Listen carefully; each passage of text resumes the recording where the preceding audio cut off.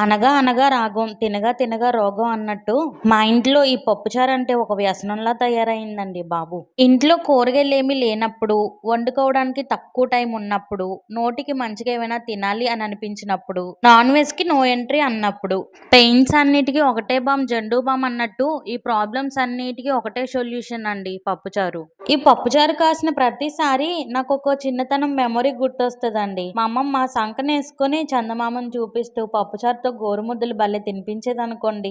ఏదేమైనా వాళ్ళు ఓపికకి మెచ్చుకోవాలండి బాబు. 24 గంటలు సంకనేసుకుని భలే తిప్పేవారండి మనల్ని. ఎవరేమన్నా ఆ విషయంలో మనందరం చాలా అదృష్టవంతులమండి. ఇప్పుడు మా బుడతను నేసుకుని 4 అడుగులు వేసేసరికి నడుము 40 డిగ్రీలకు వంగిపోతుందండి. ఏదేమైనా చందమామకి పంతం ఎక్కువేనండోయ్. ఎంతమంది పిలిచినా రాలేదు గాని ఇప్పుడు మనల్నే తన దగ్గరికి తీసుకెళ్తుంది. సరే గాని సబ్స్క్రైబ్ చేసుకోవడం మర్చిపోకండి. ఉంటాను.